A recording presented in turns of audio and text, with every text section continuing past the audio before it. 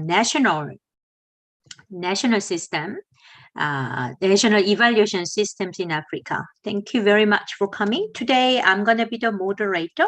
My name is Moon Suk Hong, or people call me Moon, and I'm currently based in Busan University of Foreign Studies. This is a very new team in Busan, specialized in international development, and especially we in my university, we quite extensively work with Southeast Asia and Sub-Saharan Africa, as well as we have a huge department in Latin American studies. So it's great to have today a special session to invite our colleagues from on the other side of the planet to give you some information. Today we have two speakers. The first speaker today is Ms. Morkel. Did I pronounce your name right? And the second presenter, thank you. Second presenter is Ian Goldman. He's also from South Africa. If I pronounce your university name right, is it the University of the Witwatersrand? Witwatersrand, but you can just say Wits. Most people can't say it. Okay, so Wits is fine. I read a few times. I just couldn't pronounce your university name. Thank you very much. But I think that this is amazing that we have colleagues on the other side of planet to actually have a similar interest, and then also the works we are doing. I know that a lot of evaluation people in a lot of African countries don't know much about what we are doing in Korea also. So I think it'd be a great opportunity today to get to know each other, and especially the issue of national evaluation system within Korea. Also, Korea is working with our partner countries around the world is a big challenge.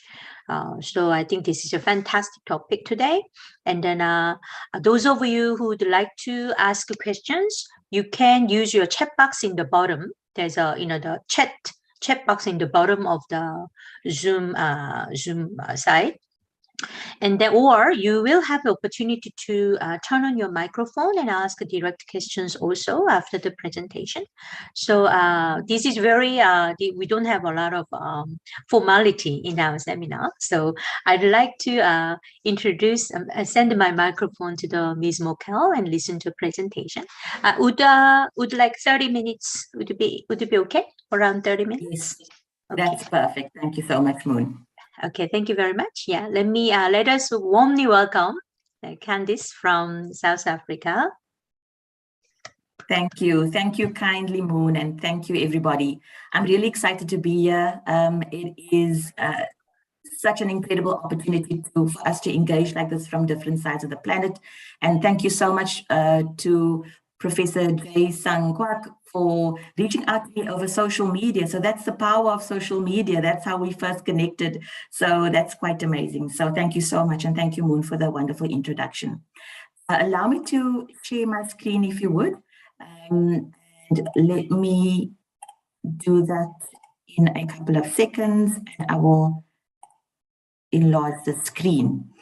So as Moon indicated, I am from a center called the Center for Learning on Evaluation and Results, Anglophone Africa, and it is actually based at the University of the Witwatersrand, which is Wits University. And I'll explain a little bit about who CLEA is so that you have an understanding of how our center relates to the university. The Centers for Learning on Evaluation and Results is actually a global evaluation capacity development initiative that was launched in 2010. And the Anglophone Africa Center is, as I said, hosted by Wits University since 2011. And the mission of all of our centers are to strengthen M&E systems and capacities and the use of evidence. And our focus is on system-wide impact as well as organizational and individual capacity building. What we can say is that we are well aware that the crises of what geologists have called the Anthropocene, all of these contemporary challenges, including the global COVID-19 pandemic, the climate crisis, the widening inequality gap, have pushed states to acknowledge the need for systems of evidence-informed decision-making and mechanisms for effective monitoring, evaluation, and action to avert the global crises affecting the very existence of the planet and its inhabitants. There's therefore some optimism that authentic efforts are being made to ensure that governments in Africa become real agents for development change, as well as champions for justice and equitable development through the use of evidence. There's been significant growth in the efforts to establish M&E systems and functions in governments.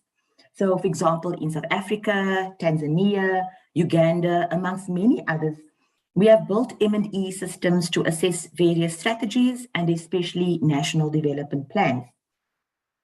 The reasons for this is the pressure on governments to implement their sustainable or to achieve their sustainable development goals. And we heard a lot about that from Professor Wolfgang yesterday in his excellent presentation on the evaluation of SDGs. And of course, we have to report periodically in the voluntary national reviews.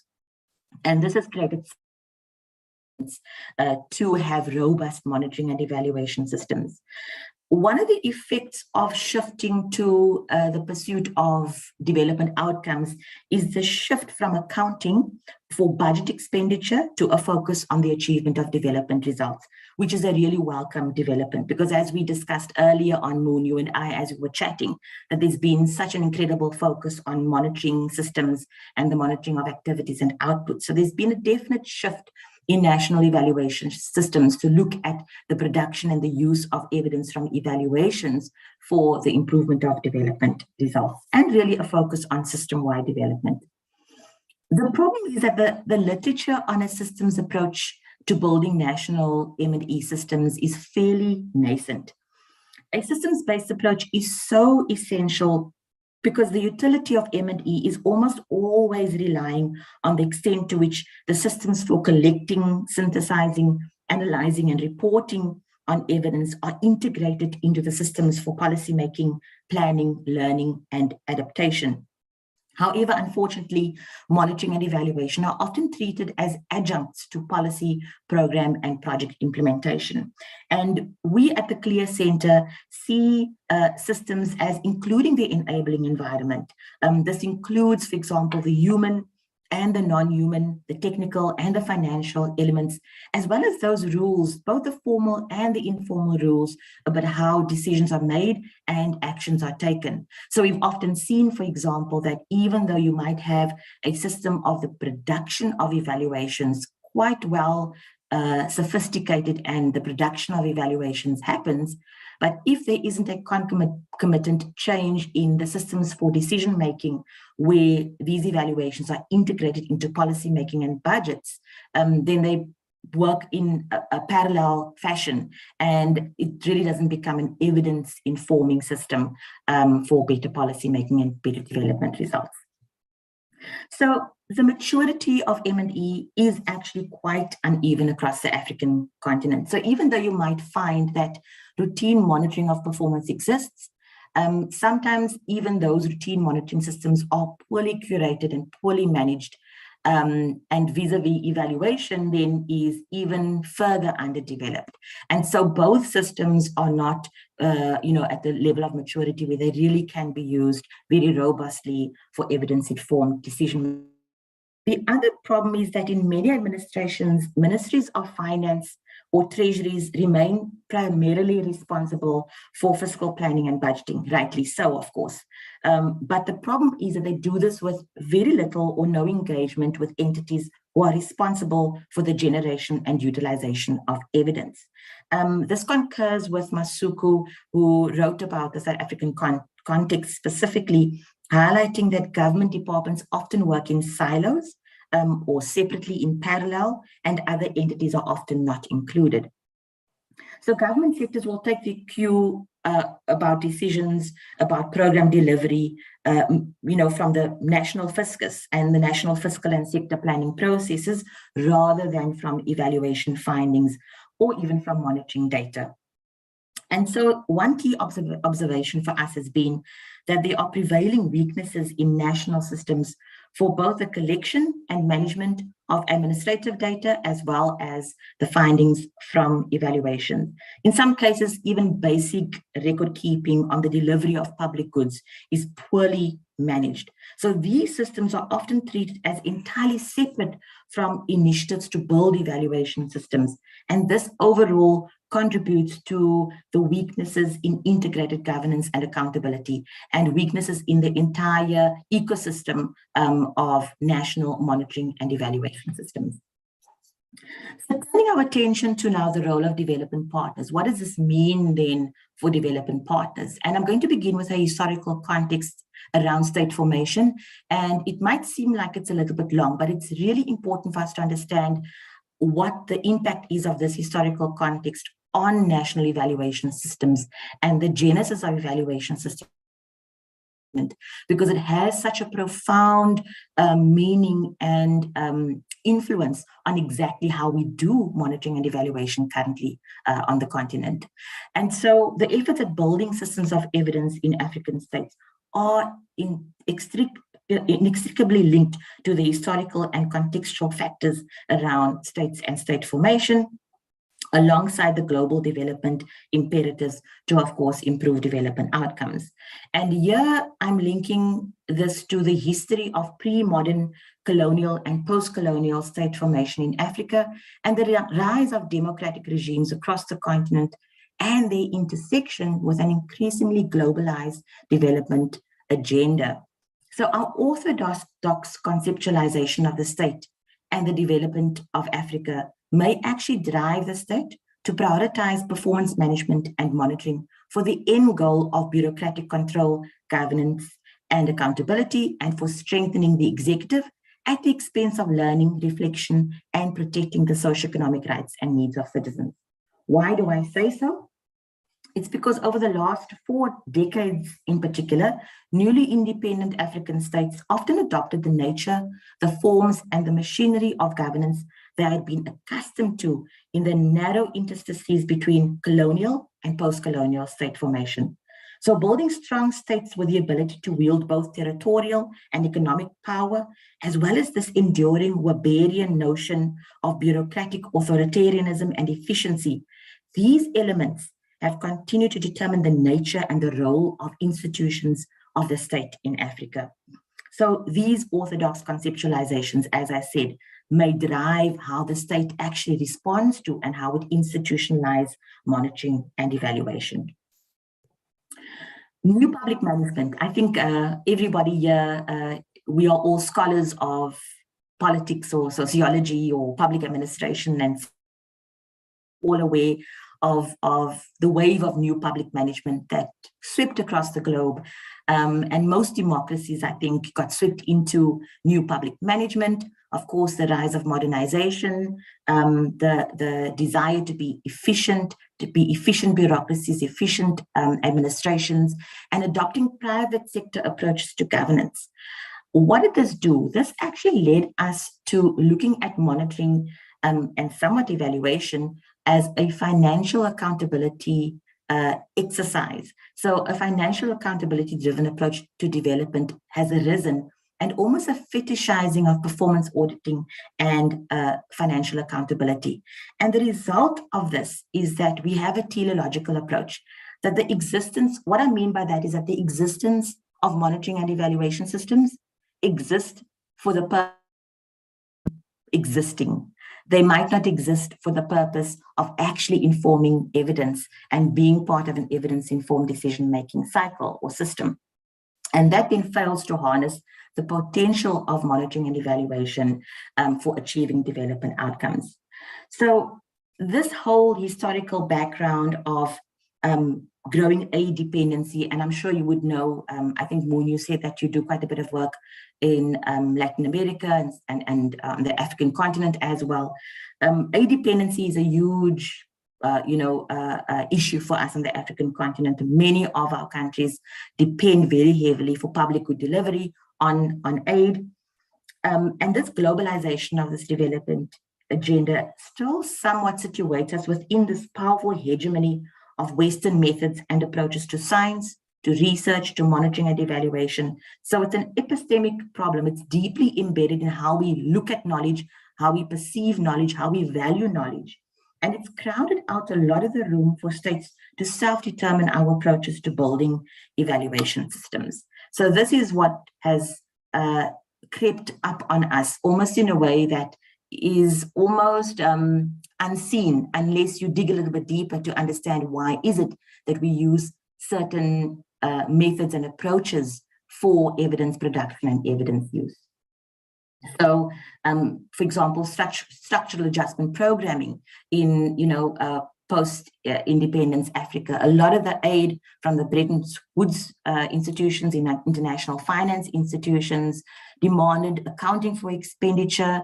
The development results and the aid was conditional upon development results, and certain number and certain methods and certain ways of measuring performance in the form of performance matrices and performance metrics were imposed on African states. And a lot of these you'll find are still adopted, or we are still using a lot of those methods and approaches. And in fact, what we have seen is that these have often been very onerous and have had very little to do with a learning agenda, and are perhaps overly concerned with accounting for financial expenditure. Also, the targeted recipients of such information were largely external, that is, upward accountability to the donors rather than inwardly to the recipient states themselves for course correction and for better use of evidence, for better programming, better policy making. This may be one of the reasons why we find that international evaluators continue to dominate the evaluation scene and the production of evaluations. So we did a study together with another quite well-known university in South Africa. You might know of it, Stellenbosch University. They run quite a good monitoring and evaluation program at the university as well. It's quite popular. We partnered with them to do a study on a landscape of evaluation across 12 countries on the continent. And we found that of the 59 evaluation reports that we examined, 40 of them were led by evaluators from outside of the country. And this aligns with some research that has been done that has found the parachuting of international evaluation expertise onto local communities. Moving on from the historical perspective to what has been done and what development partners have taken upon themselves to do as a result of the recognition that there's a need for capacity in evaluations. So what has happened is that there's been a prevailing notion of capacity development as being the answer and the panacea to building strong, robust national evaluation systems. And so I won't go very deeply again into the historical roots of where this comes from, but as I've just mentioned, the historical roots of capacity development in Africa are actually well documented, and they actually relate to the aid dependency that I've just reflected on in the last couple of slides. And as I mentioned before, post-independence Africa of the 1960s was characterized by the structural adjustment programming. And what happened was that technical assistance or technical cooperation that accompanied these SAPs were actually synonymous with building the capacities of developing countries through, the use of international experts who were meant to transfer their skills to the local counterparts, but that has not really resulted in fantastic outcomes. And further research argues that evaluation capacity development actually remains donor-centric and reproduces this old self-serving pattern of strengthening local staff of international organizations rather than strengthening the local contextually relevant ownership of evaluation. And so what we found is that, a tidal wave of initiatives for evaluation capacity development came about in the 1980s and the 1990s. So you'll find, for example, the African Capacity Building Foundation, and then also the African Evaluation Association, and a host of others focused on evaluation capacity development. And in fact, Preskel and Boyle suggest that the first decade or the first decade of the 21st century actually marked the beginning of this wave of interest in and focus on evaluation capacity development and capacity building. However, I'm not knocking training and capacity development. Training, short-term training in particular, is necessary, a necessary but not sufficient part of capacity building and strengthening national evaluation systems. Such interventions need to be combined with an integrated strategy to enhance both the individual and the organizational capability at a systems level, if they are to be effective at a systems level. And so, despite the rising tide of criticism against weaknesses in capacity development, we see that it is on the rise. And there is actually evidence that these have not had the kind of impact on building national capacity. Yet we see that the IMF, for example, spends about 1/4 of its budget on capacity development initiatives. And then global investment in capacity development now exceeds $30 billion annually. So certainly there is still this focus and this concentration on capacity development. But what do development partners need to do differently in order to see change happening, in order for us not to spend the next decade, the next 20 years, focusing only on capacity development that does not yield results? Another interesting fact is that from the study I mentioned earlier that we did with Stellenbosch University, evaluators in Africa appear to be highly qualified. So we did a survey with just over 500 participants. And what we found was, despite the fact that 76 respondents possessed a master's degree in evaluation, 126 possessed a diploma in evaluation studies, many of the respondents were actively working in evaluation practice, where they either conducted, managed, or provide technical assistance in evaluations. What were they asking for? Additional training. And that really, I think, puzzled us, because we found that maybe the problem is not on the side of training. Maybe we don't need to build necessarily more technical expertise and more knowledge. Maybe building and strengthening national evaluation system goes well beyond capacity development, which is only one part of it. It shouldn't go away, but it must be combined with an understanding of other parts of the enabling environment. So, for example, political and contextual factors also need to be taken into consideration. One of the big areas that I think where a shift is happening with development partners is a recognition of the need for country-owned solutions. So no more of this parachuting in of development partners from outside into a local context, but really a focus on saying, how do we co-produce a solution? How do we collaborate better? How do we form better partnerships? And so this localization of evaluation practice and the empowerment of local evaluators, as well as indigenous peoples, or sometimes we call them beneficiaries of development interventions, the recognition that we need to go beyond just the tick box participation is rapidly gaining momentum. This is also, and I'm not sure how familiar you are with this, but maybe it is in the context of broader global debates around, for example, Black Lives Matter and the debates around in terms of, how we produce knowledge, how we think about knowledge, how we value knowledge. This debate is also gaining momentum on the African continent around the decolonization of the curriculum specifically, but the academy in general. And there's a deep recognition of the need to break free of the pattern of international evaluators dominating the local evaluation scene. And there's a recognition that African evaluators need to be empowered to develop the necessary knowledge, experience, practice, and skill. And so there is this shift that's happening to say that we need to move beyond just doing the capacity development to be able to say we've trained so many people, but really how do we begin to ensure that there is co-ownership or that there is country ownership for the solutions for weak monitoring and evaluation systems. The calls to transform evaluation, and I can't unfortunately go into the meaning of transformation here because it's been such a controversial term, but there's very little time to unpack it in great detail here. But there's been a definitive response from development partners that it can no longer be business as usual. And one example has been the establishment of the Global Evaluation Initiative.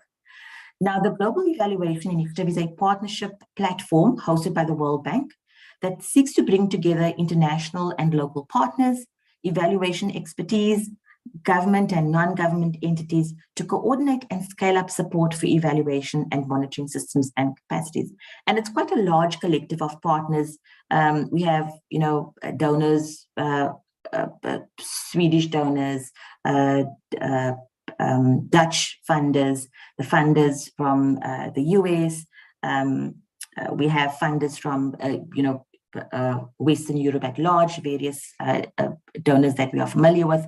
So all of the usual partners have actually worked together in order to establish this global partnership, to have some kind of harmonization and some kind of new tidal wave develop in terms of saying we want to work together to ensure that there is this local ownership to strengthen local evaluation systems. And so the World Bank and the UNDP have become, I would say, the platform or the central point of this partnership, alongside many other partners and donors who have come alongside to say that we are enjoined in this partnership, and in the sense that things have to change, that it cannot be business as usual.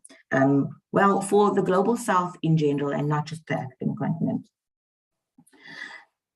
Some concluding results or concluding remarks on the results of our work over the last 10 years in national evaluation systems. So let me turn my attention to what we have learned and maybe what this means for the role of development partners going forward.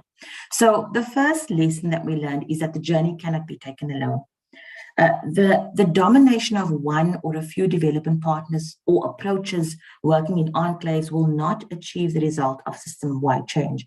So it really is important for us to be committed to and deliberate about adopting a collaborative, partnership-based approach to strengthening systems, and to draw on the strength of various partners in development broadly in order to address the challenges at various scales and levels of the system. So no longer is there the sense that the pie is small and each of us has to get a small slice of the pie, and therefore we need to compete with each other. I think there's a sense amongst development partners that we do something really well, you do something really well. How do we join forces in a way that's complementary and that's beneficial for the country where we are doing our work or that we're partnering with?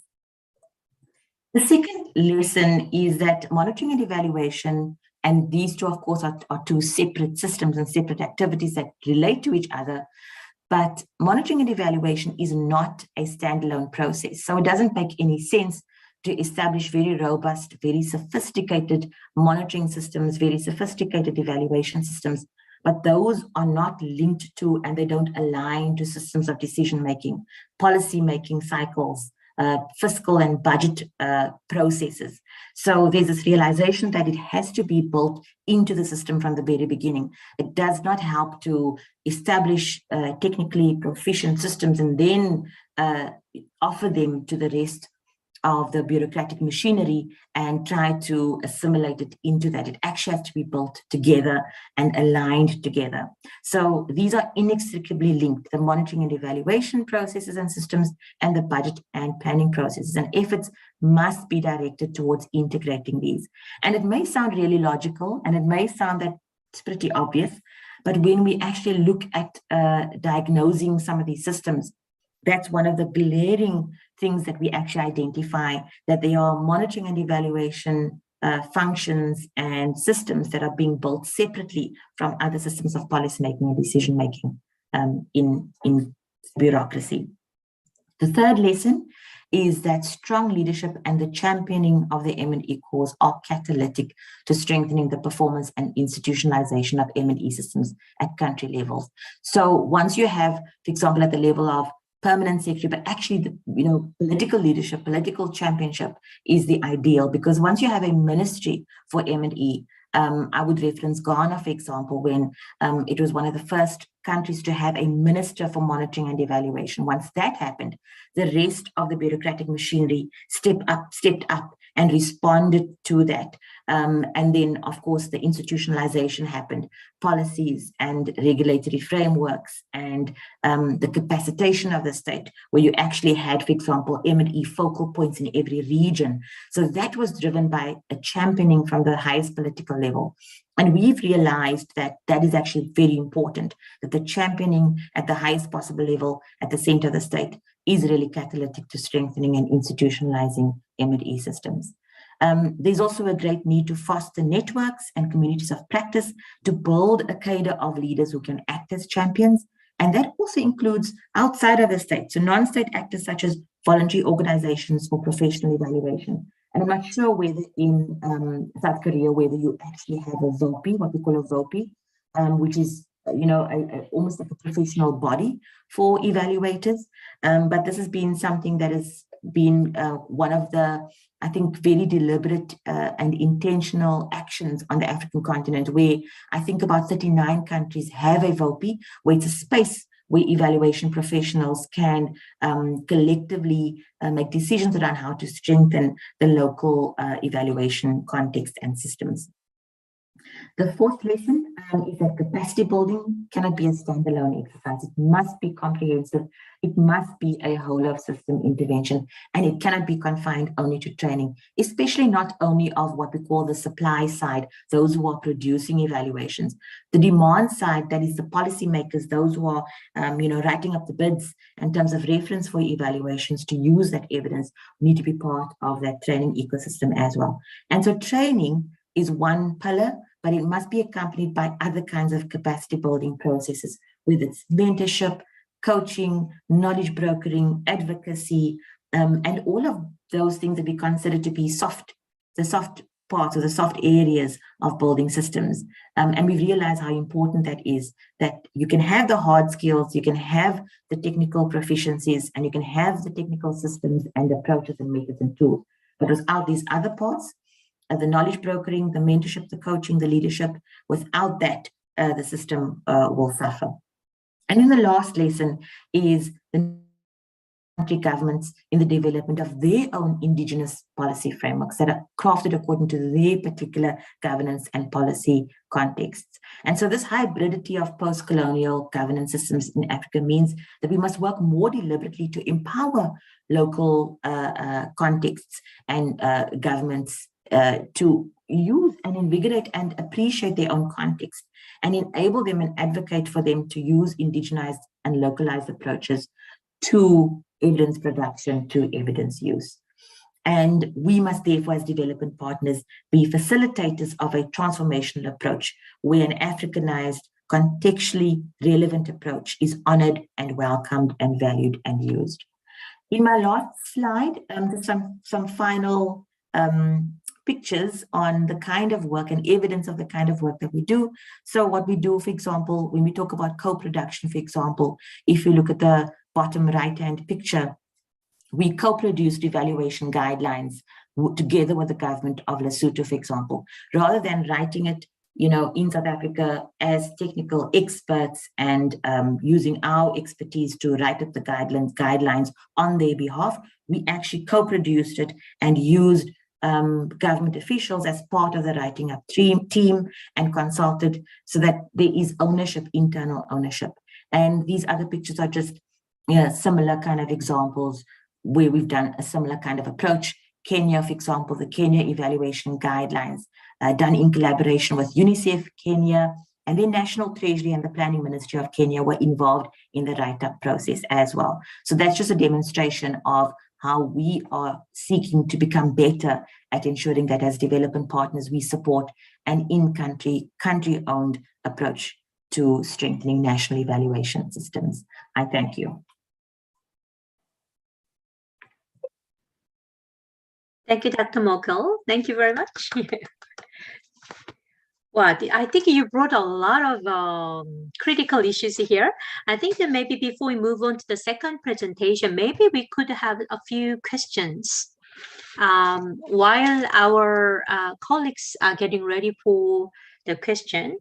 I found your presentation very interesting because your presentation preparation itself is also a bit there's a bit of systems approach here because you talked about evaluation system and its context, and the evaluation elements and its relation to the international aid and the international partners. Also, you talked about the evaluation system as a whole in a historical, social, political context. So in a way, you really talked about, you used the systems thinking, systems approach within your presentation. I found very interesting. While I think that some of our colleagues are getting ready for the question, I'd like to ask a few questions about your center. I think it's a regional center for learning in development in evaluation research. So could you bit more introduce who you are and what you do in your center, please? Yeah. Certainly. Thank you so much, Moon. And just to your first comment about assistance approach, that was something which, as the CLEAR Center, it happened very organically within our center about 5 years ago, because prior to that, we had focused so much on training for the first 5 years of our existence that we started realizing that the training is not yielding the kind of results that we expected to. What's going wrong? And we had a lot of introspection. We analyzed what we were doing, we looked at, and that is what led us to look at what are the historical aspects and what are the foundational aspects about evaluation on the African continent that is impacting on how it shows up currently. So that was a very organic kind of learning, what we learned from our practice. And so I'm happy that you picked up that we're doing something right in terms of looking at it from a systems approach. And we certainly are trying to do that more often. The CLEAR centers, they were established actually by the World Bank in 2011 as 6 centers. So there's one in China, there's one in Brazil, there's one in Dakar in Senegal, there is a center in Mexico, there is the center in Johannesburg, which is the Anglophone African one. And why am I forgetting? Oh, the one in India, in Delhi. So those are the 6 centers, and they were meant to address as far as possible the regional, being quite comprehensive in addressing the regions. But of course, there's a gap in the Asia Pacific region. So there are some discussions around how we make sure that region is also supported. So the work that we do, like I said, initially was on a lot on capacity development and training. But all of the centers have matured in that we address the evaluation ecosystem. So we have a focus on evaluation systems. And there we would do, for example, if we enter into a country, we would do normally what is called a monitoring and evaluation situation analysis, which is quite comprehensive. It's a diagnostic to understand, why is this government asking for our assistance? Why are they asking for training? What are the deeper systemic issues and problems and challenges which are showing up that have nothing to do with just the training. So that situation analysis allows us to feed back to the government to say, well, you don't have policies and your policy and regulatory environment is weak, or you don't have an integrated system. How are your budget and policy mechanisms going to be interacting with this evaluation system? So that is the evaluation systems focus, and it's a lot of technical and advisory services we do in that regard. We do still have a training component, because most of the time you'll be so surprised that even though training is not the end all and be all and not the panacea it's meant to be, training comes up as the first ask of almost any partner, any client. We need training, and so we have a training component, and we will do some training, but we, as I said in the presentation, we don't see it as a standalone. We try as far as possible to get people to understand that we have to integrate that with something else. Our third area is on strengthening legislatures, and that has become something of a very specific focus for us, because parliaments are, of course, an inextricable part of the state, but we've imagined them as being something separate. But what is to strengthen their oversight roles through better use of evidence. And so it's a very specific, a very customized approach, because of course country contexts are different, or parliaments are different.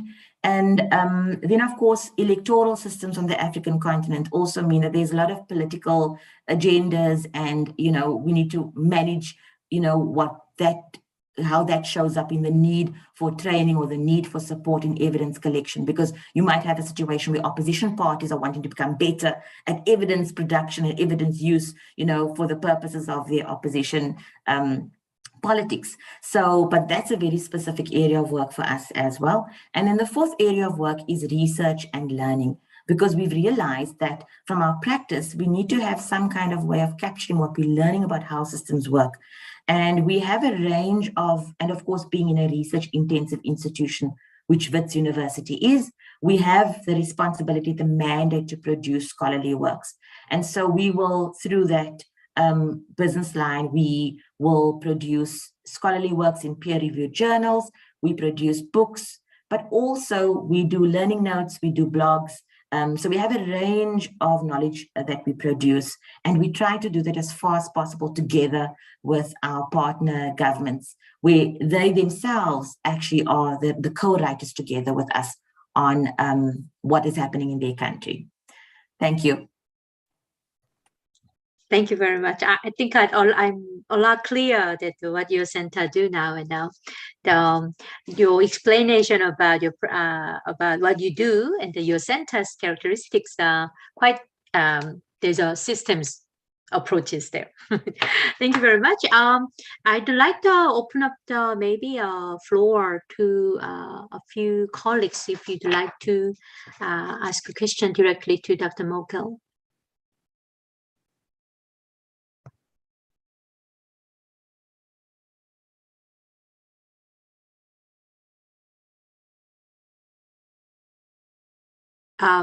Could I ask, I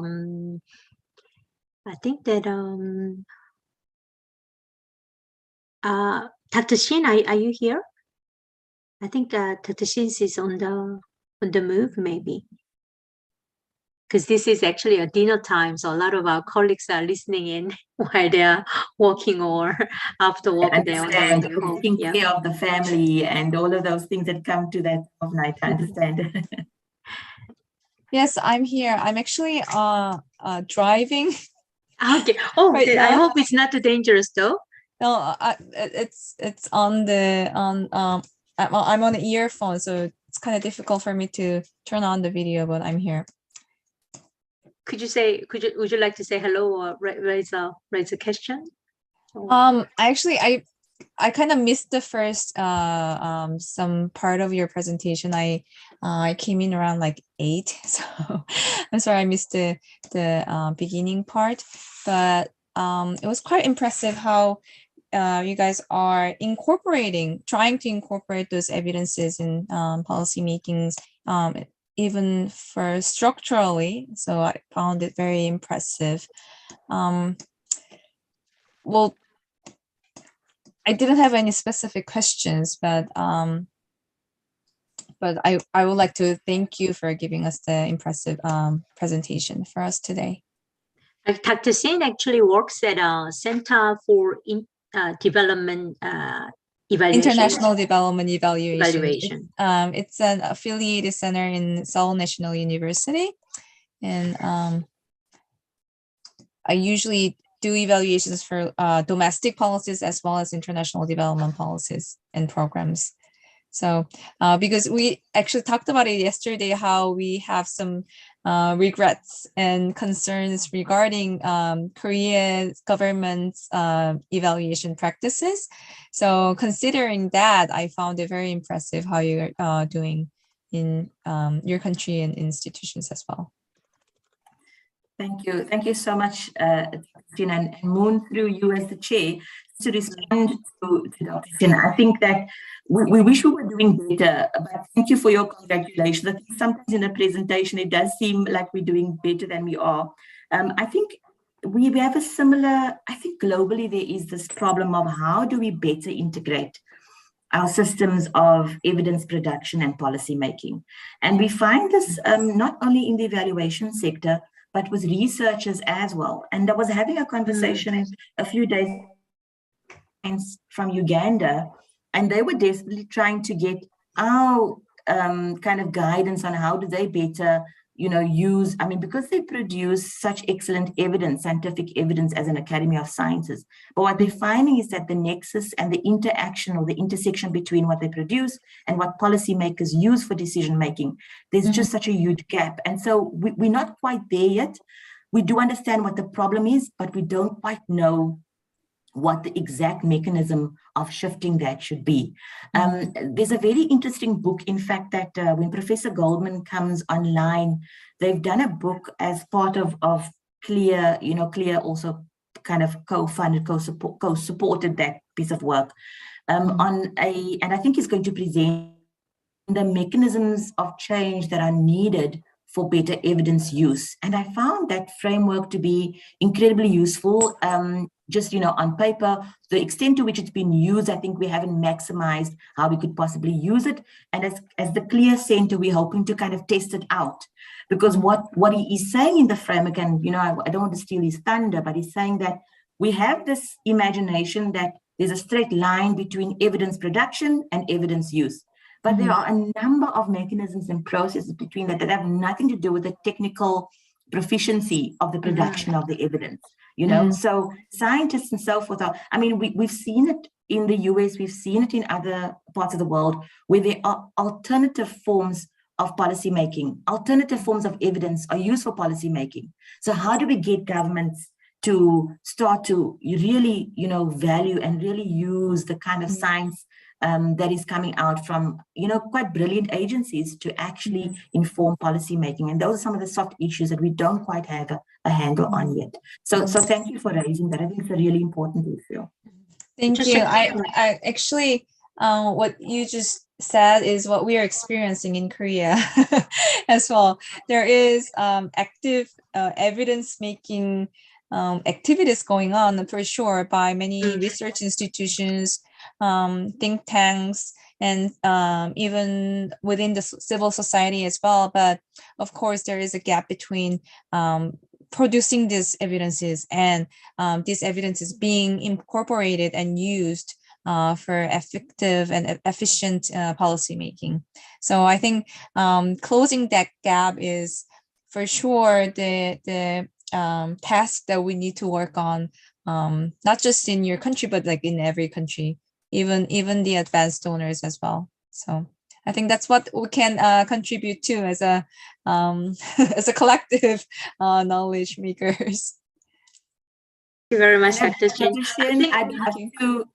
Sorry, Moon. Just to, I know I'm interjecting on your role as a facilitator, but not to lose the opportunity to say, Dr. Shin, we'd love to connect with yourself, with CIDE, to see, whether we could collaborate in some way. We could learn from each other, I'm pretty sure. So I'd love to connect with you after this. Thank you. Oh, of course, I love to. And our center also do collaborative seminars and conferences, as well as capacity building programs provided to donor institutions, as well as partner countries and partner institutions in abroad.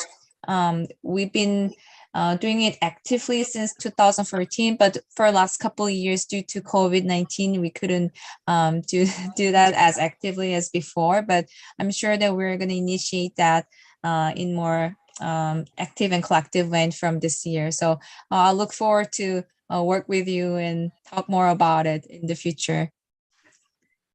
Wonderful. Thank you. Thank you. Thank you. We have actually another question just came up to my Facebook page. This is the power of social media. One of the graduate school students studying in the health, I think global health and evaluation, asking that what do you mean by indigenous evaluation system? You mentioned in your presentation, it's quite foreign term for yeah. That's a great question, and we are grappling with that very concept at the moment, because there's a whole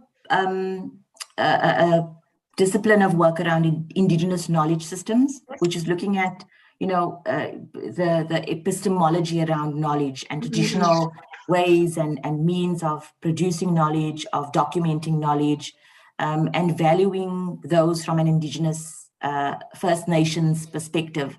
And I think a lot of work has been done in that, but not a lot of that work has found its way into monitoring and evaluation. And if you think about evaluations, it is an epistemic exercise.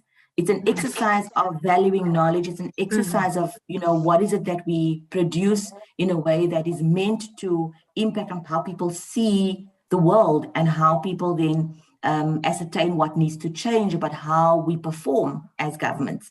And so we started saying that what is the link then between, and what is the way in which evaluation needs to transform in order to change itself and transform itself and decolonize itself from these historical patterns of, reproducing the hegemony over global south.